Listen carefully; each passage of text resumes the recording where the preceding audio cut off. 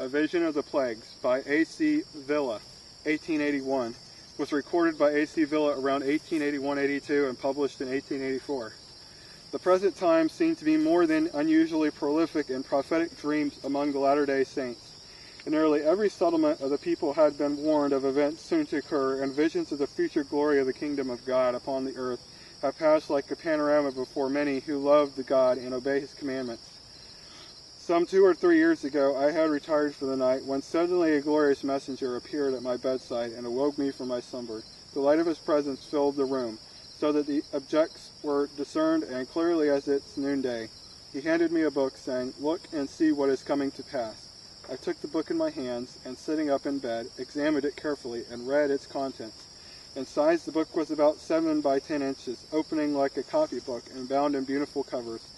On the front, which was stamped in gold letters, its title, which was the Book of the Plagues. Think about that, people. God has a book of the plagues. The leaves were printed only on the front side of each, and were composed of the very finest quality of pure white linen, instead of paper. The typography thought was the finest style of the printer's art. Each page was composed of a picture printed in colors, as natural as art can copy nature, which occupied the other half of the space, below which was printed description of the scene presented. The first page was a picture of the feast in progress, with a long table set upon a beautiful lawn, over which were intercepted clumps of fine shrubs and towering trees. In the background, though the foliage could be discerned, a stately suburban villa adored with all the ornaments of modern architecture. The landscape presented the appearance of midsummer. The sky, and indeed the whole atmosphere, appeared a particularly sickly, brassy hue, similar to that which may be observed when the sun is wholly eclipsed, and the disk is just beginning again to give its light. Throughout the atmosphere, small white speckles were represented, similar to a scattering fall of minute snowflakes in winter. About the table, a party of richly dressed ladies and gentlemen were seated in act of partaking of the rich repast which the table was laden. The minute speckles falling above were dropping in the food, apparently unheeded by all, for a sudden destruction had come upon them. Many were falling backwards in agonies of fearful death, others dropping upon the table, and others pausing with their hands, still holding the untasted food, their countenance betraying a fearful astonishment of a peculiar and unlooked-for condition of their companions. Death was in the atmosphere. The judgments of God had come upon them as silently and swiftly as upon the proud Sennacherib and his host of Assyrians. In one corner of this picture was a small circular vignette, showing the front of the store of a dealer in pork. The wide sidewalk was covered by an awning supported or post at the outer edge, and on this walk were shown barrels of pork, long strings of sausages, fresh slaughtered hogs, piles of smoked bacon and head cheese. And along the edge of the walk, next to the store, beneath the front windows, leaned a number of large hams and pieces of side meat, reaching across the whole front, except a small space at the doorway. There were 12 of these pieces, and on each piece was painted a large letter, in order to make as a whole the word abominations. Below this scene was a description, a feast among the Gentiles, commencement of the plague, and in smaller type below, a note saying that the particles of the poison, though represented in the picture, are so small to be invisible to the naked eye. On the next page was another picture. It was a street scene in a large city.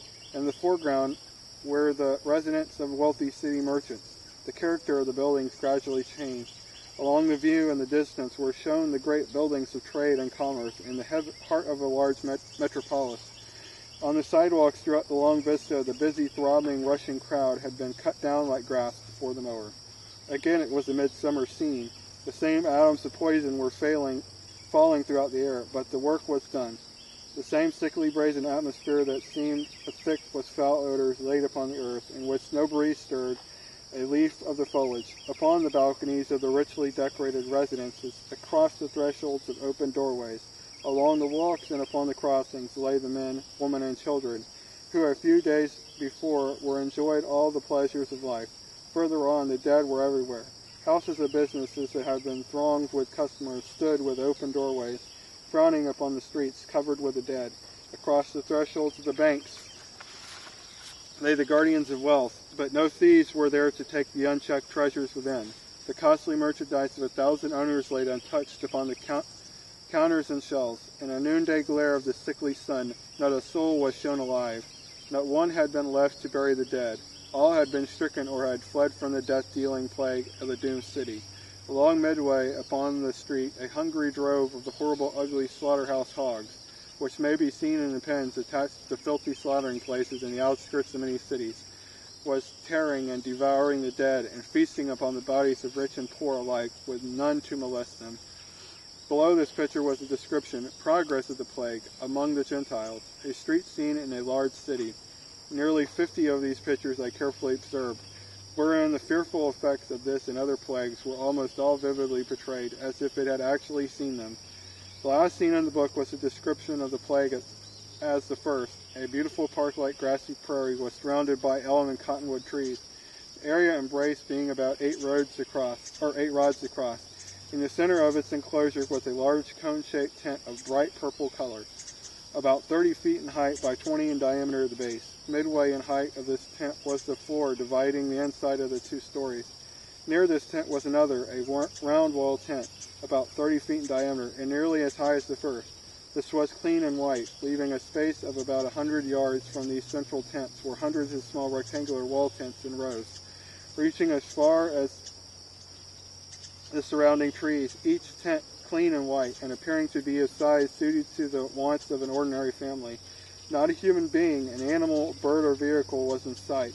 Not a breath of air appeared to be stirring, the same atmosphere as in the previous pictures, but the atoms of poison was represented in the same time and season of the year.